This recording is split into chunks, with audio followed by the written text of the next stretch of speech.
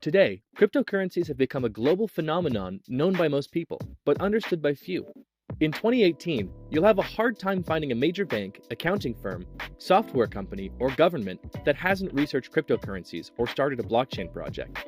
Beyond the noise and the press releases, many people often fail to understand the basic concepts. So let's walk through the whole story. What are cryptocurrencies? Satoshi invented Bitcoin in 2008 as a peer-to-peer electronic cash system. To realize digital cash, you need a payment network with accounts, balances, and transactions. That's easy to understand. One major problem every payment network has to solve is to prevent double spending. That is, to prevent one entity from spending the same amount twice. Usually, this is done by a central server who keeps records of all the balances. In a decentralized network, you don't have this server, so you need every single entity of the network to do this job. Every peer in the network needs to have a full list with all the transactions to check if future transactions are valid, or an attempt to double spend. But how can these entities keep a consensus about these records? If the peers on the network disagree about one single minor balance, everything breaks. They need absolute consensus. Nobody knew how to achieve this until Satoshi proved it was possible. Cryptocurrencies are a key part of this solution. To illustrate this, we'll look at the transactions on the network. A transaction is a file that says, Bob gives X Bitcoin to Alice and is signed digitally by Bob. Once signed, the transaction is broadcasted to the network, sent from one peer to every other peer. This is standard P2P technology. Nothing special happening here. After a specific amount of time, the transaction gets confirmed. Only miners can confirm transactions. This is their job in a cryptocurrency network. They take transactions, stamp them as legitimate, and spread them in the network. After a transaction is confirmed by a miner, every node has to add it to its database. It has to become part of the blockchain. For this job, the miners are rewarded with cryptocurrency, for example, bitcoins. Anybody can be a miner. They just need to use some of their computer's power to qualify for the task. Every miner competes to solve a cryptographic puzzle. After finding a solution, a miner can confirm the transaction and add it to the blockchain. As an incentive to do this, they then receive a payment from the network in the form of a cryptocurrency. In this way, a network of independent actors are economically incentivized to maintain the legitimacy of the transaction history. So that's the gist of it. Cryptocurrencies are the key to the complex digital cash problem that Satoshi solved: how to maintain integrity and consensus across independent and potentially malicious actors. Cryptocurrencies are essentially the monetary incentive offered to anyone willing to keep the network secure.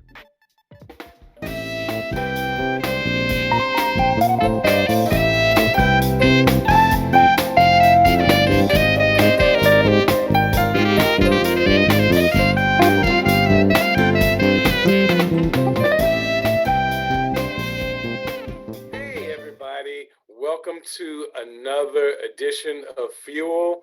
Again, Fuel stands for Finance, Unity, Empowerment, and Legacy.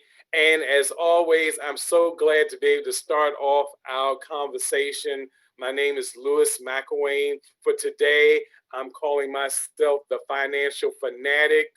And so I, as always, have the privilege, the honor to be able to welcome my friends and colleagues, Dennis Sawyer and Dr. Jackie Moore. Hey guys, how are you? Doing good. How are you? Wonderful. Wonderful. It's been a beautiful day in the neighborhood. You know, we're here on the East Coast where we've just gone through, I guess some would call it a snowstorm. Mm-hmm. It depends on where you live. I'm a little further north than you guys, so I think we got hit a little bit more, but it's been a great week as, again, we're approaching the holidays and things like that. And I wanted to just start things off because I believe Dennis has something that he wants to share with us. So I'm going to actually just shut my mouth and let him go ahead and do what he does. Oh, wow. Thank you, Mac. Thank you for that introduction. Initially, I was going to say Dancer and Prancer and Donner and Blitzen were running through my yard this morning, but with the little dusting of snow, I know they were, and they ate the rest of my front yard plants. So next year, I'm just planting sticks. But anyway, you know, I was checking out the news, and I saw that Bitcoin, one of the cryptocurrencies that we look into it from time to time, has gone from $18,200 to a high of 23,900 in like Wow. less than 2 days. And I was like, how many people understand or are taking advantage of that? It is definitely an investment. So you never know which way it's going to go. It can go up, it can go down. But when it goes up, how much have you made on that? Or do you understand cryptocurrencies? So I was hoping that we could do what do you call it, a quick blurb on cryptocurrencies. So I like to say, if you have a dollar bill in your pocket, pull it out and wave it in the air like you just don't care. That dollar bill is representation of a cryptocurrency. Hey, Dennis, I'm sorry. Can I interrupt you for a moment? Yes, you Because I can. was just sitting here because my wallet is actually right next to me to realize that the way that I deal with money now, I literally don't have a dollar bill to even wave.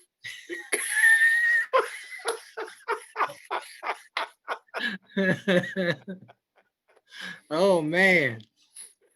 So you got that plastic money. Well, I have the cryptocurrency monies, so I literally don't have a paper bill.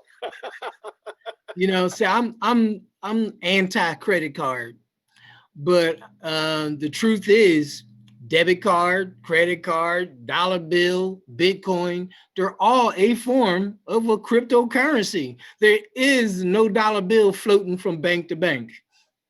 It's a number. And crypto means cryptography. Oh my gosh. Woo, I messed that word up. But it's just a string of numbers that says this is a dollar bill. Well, and Bitcoin is a Satoshi. So a Satoshi is just a part of a total mass Bitcoin. So you can buy Satoshis, or you can buy a whole Bitcoin, which is I think it's I don't even remember the exact number, 1,000,000 Satoshis or something. I know I should really check it out, but I was checking on my online bank, I guess you call it an online bank, Cash App.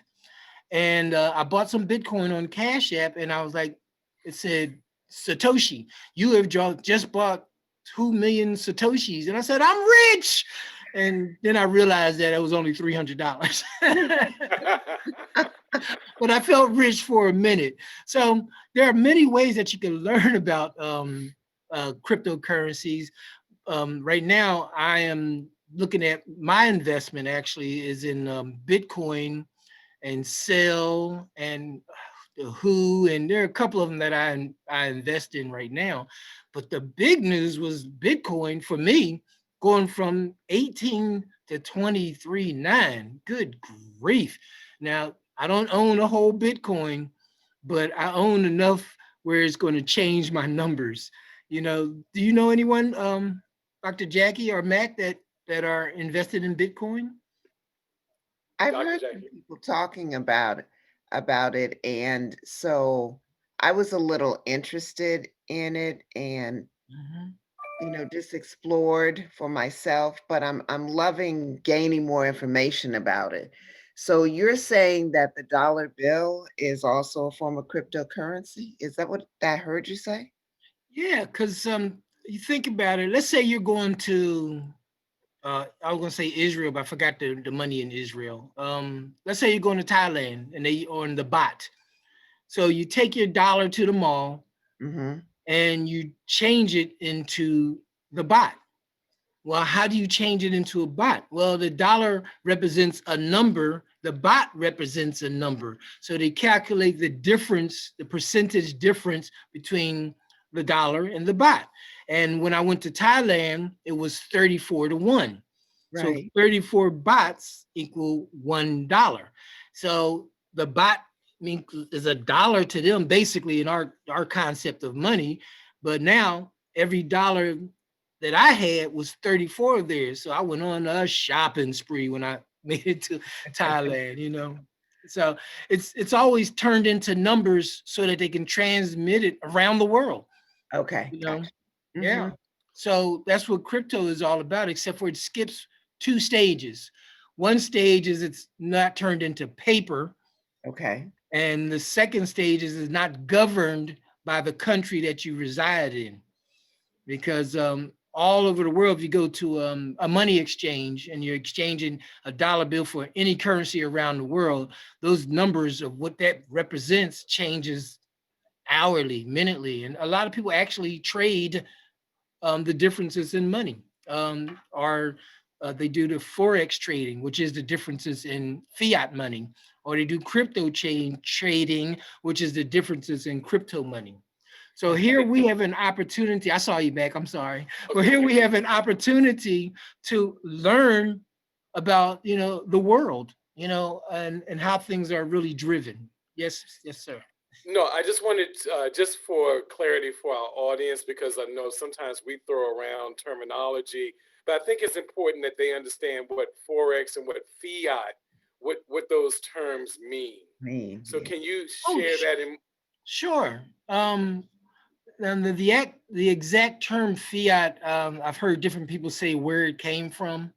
So I'm gonna do my definition, and hopefully someone can help me out. I heard that way back, Julius Caesar was funding his wars with um, coins, silver coins or gold coins. I don't remember which one. But eventually you start running out of money. Taxes can only support so much. So what he did was he started clipping pieces of the coin and remelting it and resending it out as a whole coin. So eventually it wasn't worth the money that they said it was. So if it was worth 12 goats, now it's only worth 10 goats. I know you've seen that with your dollar bill too. You know, eventually it takes $2 to buy those same goats, and eventually it's $5, and then it's $20. I mean, just look at gas prices. That lets you know what the fiat is. Fiat means basically it's not based on anything. So when I first started driving, gas was 27 cents a gallon. Well, thanks to COVID, I don't drive that much. But before COVID hit, it was like $3.79. I use premium gas for some crazy reason. I think my car told me to put premium in it. But that's a big difference from 29 cents to 3.7. And it's basically the same explodable liquid. So that's the basic of fiat. Forex is foreign exchange. Like I described, it's the dollar bill for the baht, or for the dinar, or for the Canadian dollar, or for whoever's dollar. And a lot of times you'll see for the yuan, for the yen, so each country values their money differently based off of a universal standard. And for the past 40, 50, maybe more years, it's been off of the dollar. So there's a lot of things in the news about different countries going off of the dollar, and somebody's trying to come up with the strongest um, fiat denomination. And crypto avoids and changes that scenario where they cannot devalue your dollar by clipping a little piece off every time. And that's called inflation. Right. Every time they clip a piece off of that silver coin, it's inflation. Because I think 1 ounce of gold is supposed to equal this, but if you clip it and it's no longer an ounce, people start realizing they're not getting an ounce of gold anymore. So they're realizing that that dollar is no longer 34 to 1. It might be 17 to 1 now. I don't know. I haven't checked, but I'm just saying that's how it works. So here we go, Mac. We're into a different age. We're into a global economy. If you're trying to buy something in China, you need to know what the exchange rate is, or the foreign exchange rate. But with crypto, it's a 0.1000. It was $1,000. Now it's 18. No, now it's 2,000. A 0.1 is $2,300. Right? Okay. 2,300, whatever. And so once you know that, it doesn't matter. A 0.1 is the same in every country around the whole world, which makes it amazing, amazing exchange of money. Yeah, as you were sharing too, I was thinking, by golly, I live partly in Guatemala these days, and so I'm always dealing with the exchange. So the currency in Guatemala is the quetzal, and so right now for every US dollar is equal to about 7.6 Casal. And so I was thinking about it from an economical aspect because of COVID this year, I've spent so much more time in the US.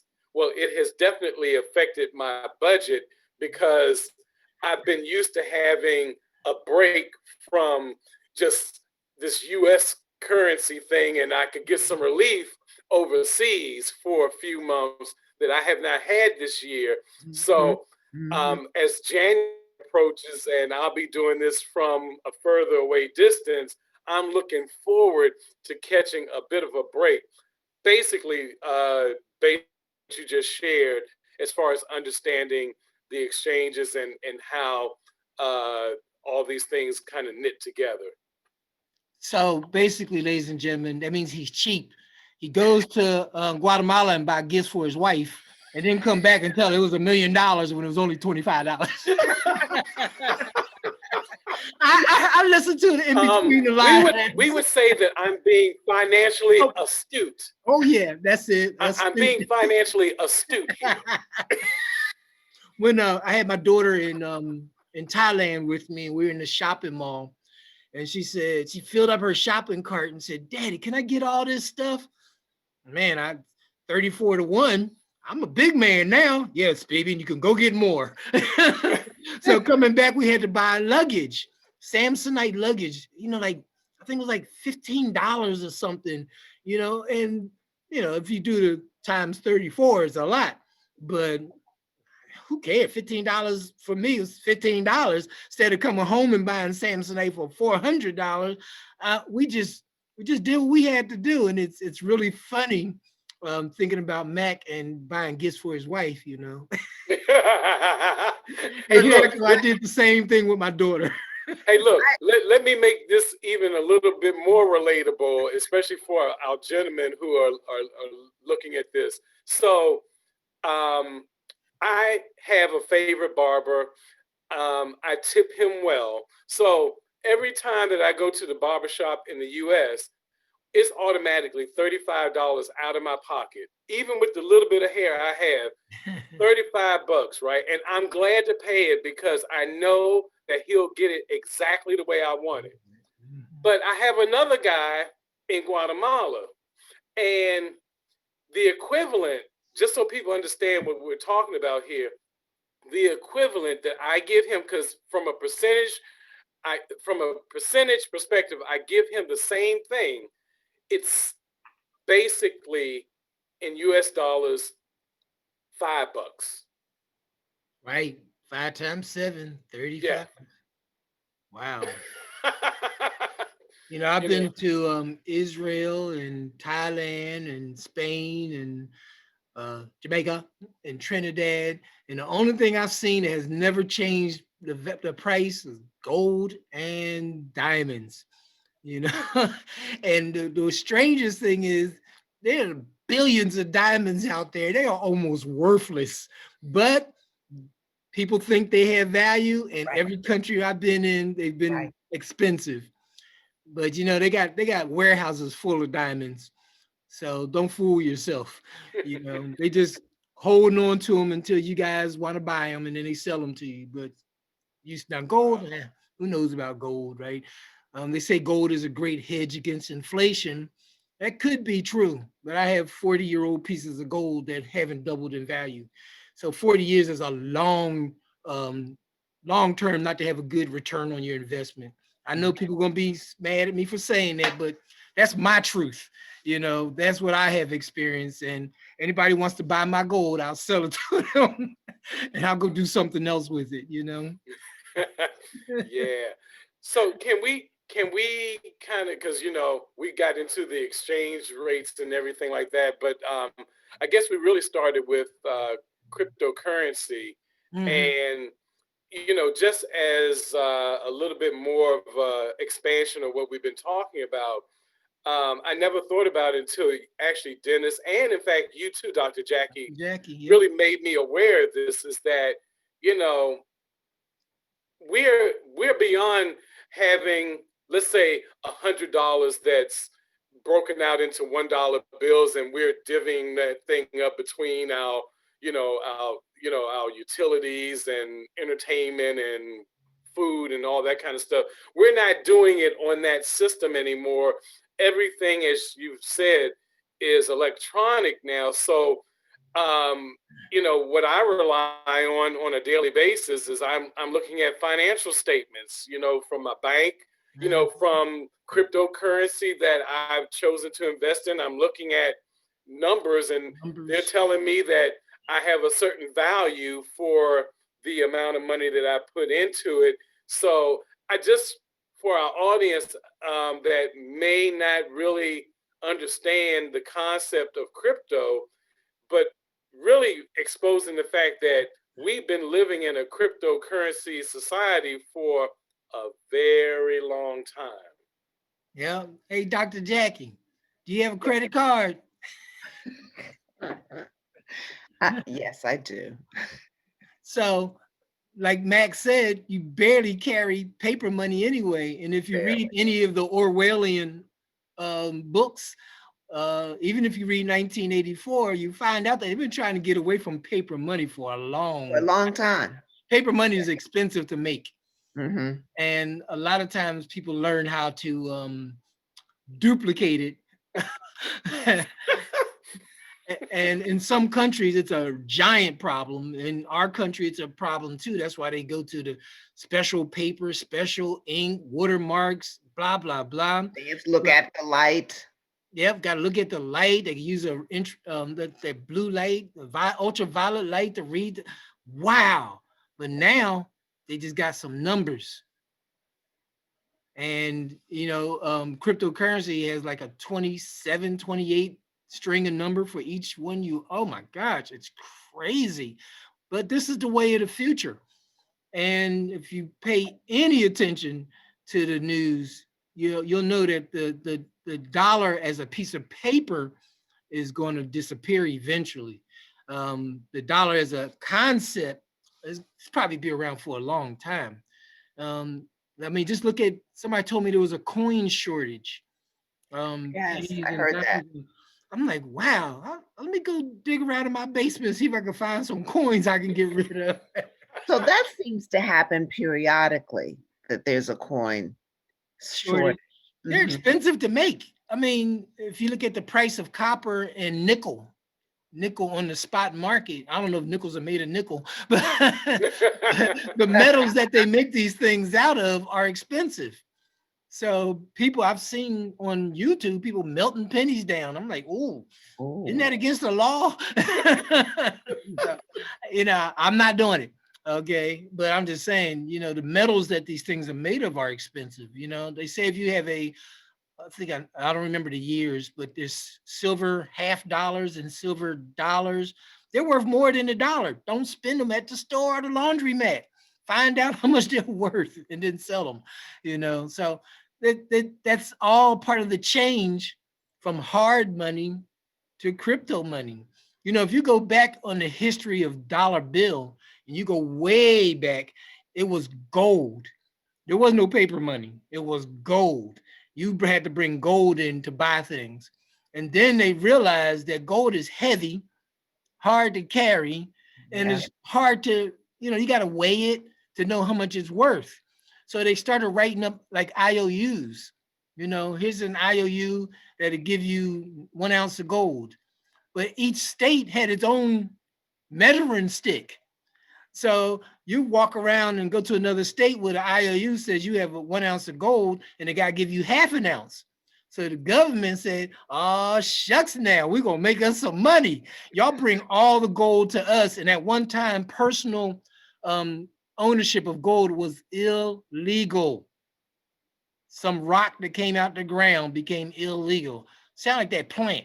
This is an illegal plant, isn't there? But anyway, so eventually, the dollar bill came into existence. And then even each state had its own dollar bill. So the federal government stepped in there and took over. And now we have federally, not government, just federally issued paper money that used to represent gold. Now it just represents an idea. So you are so involved with cryptocurrency right now, you shouldn't have any fear, because all the bank has to do is type in the wrong number, and you can either be broke or you can be very wealthy just by moving a decimal point in the wrong direction. That's the idea of cryptocurrency. Wow. Wow. Okay, got it. Yeah. As we begin to kind of wrap things up, for those who are watching or will watch, um, what is there a particular strategy in order to just get into the game, so to speak, this cryptocurrency market? You have any things that you want to share with them? Dr. Jackie, you got this? Or No, you go on. I'm loving this. wow. There are many ways to get into it. Like you can just go to Cash App and put cash in your account, go to the Bitcoin account and buy Bitcoin. It's called hodling, HODL, which is holding on for dear life. And that's just hoping that the value of Bitcoin goes up. So if you had one Bitcoin, now it's worth $23,000. That's pretty good. And then there's the people who trade it in the crypto markets, which can grow your Bitcoin every day.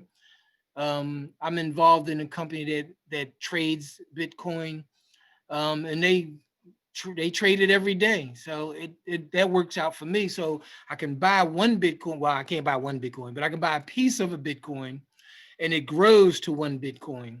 And that's another way you can do it. And then there's plenty of Bitcoin wallets out there that allow you to do your own trading. If you're a Forex trader and you want to trade cryptocurrencies, you already understand how Forex trading works. You can trade cryptocurrencies. You can do it for free. And I even know a company that'll train you how to do cryptocurrencies. So you don't really have to pay somebody to teach you how to do these things. A lot of education out there is free. But the use of knowledge takes your time and your understanding. So you got to understand it. So, I know that's only 3 different things, Mac. There's so many out there. Even the 3 that I said are representative of thousands of different companies. So you really got to be careful and do your due diligence. And that's the Mr. Rogers word of the day. Do your due diligence. Understand what you're getting into. Anything that we talk about is not advice, not financial advice. It's just basically what we've been through. We share a commonality, but we are not trying to be financial advisors for anyone. We're just sharing with you. Yet, yeah, I do Bitcoin. I had someone tell me I couldn't do Bitcoin. So I left that situation because I'm like, ain't no way you're going to keep me from investing. So I invest because I like and I enjoy it. And it has done pretty well for me and my family. Because of COVID, my daughter hasn't had a job since January, and no one has stood up to offer her money to pay her bills. So if I hadn't got her into investing, she would probably be living back in my house with me. So I help her invest all the time.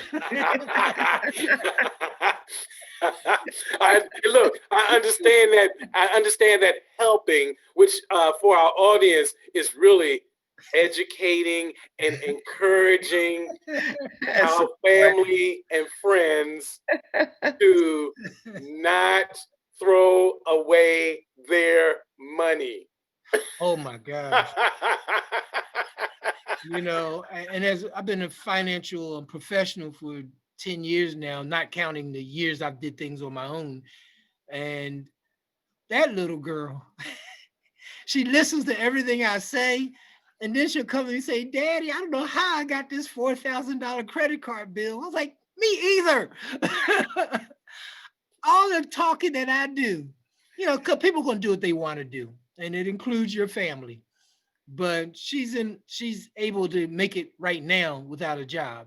So hopefully things will turn to some kind of normal and she'll be able to get a job in her field. You know, people with degrees got to get jobs in their field for some reason. Yeah. But, Yeah. you know, she got to get a job in her field and things have changed. In the meantime, Yeah. from January to now, or February to now, whenever this stuff kicked off and got really bad, um, she needs money to pay her bills. And it's been coming from her investments, my investments. Let's But lay that's it what we do for right. family, right, Dr. Jackie? Oh, yes. I'm living it too. I think we're all living that one.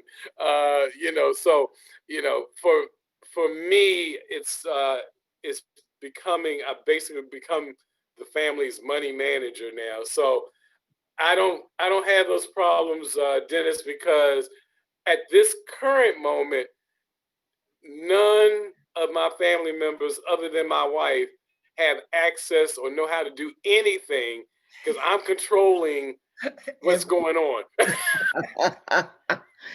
Okay. Yeah. on their behalf, On so their that behalf. in all seriousness, so that we could live out one of the themes of this whole broadcast, which is to make sure we're feeling for the next generation. Yes. And you can't have a next generation be taken care of if you keep uh, nickel and diamond Right. those things that are really for more long-term growth. Right. So That is true. Yeah. Well, actually, on Sunday at 7 Eastern time, there's a presentation about Bitcoin, I think it is. I have to check to make sure, but if you're interested, just leave a message with Dr. Mack or on our fuel page, and we'll connect you with some free information. Nobody's going to call you, nobody's going to bug you, so don't worry about that. We believe in giving things free without any stress. We're just trying to help people um, change and fix their lives from this COVID situation. Yeah. yeah, we'll make sure that everybody has the email address and they can reach out to us so Excellent. that any concerns or questions can be asked and answered. So, Dr. Jackie, because you've been kind of our quiet but definitely valued piece of this chessboard here, can you just kind of close us out with any kind of words of wisdom or encouragement? As he looks up in the air. I know. That's the preacher in him, you know. Hallelujah. So I will do it from the educator in me. Okay. Okay.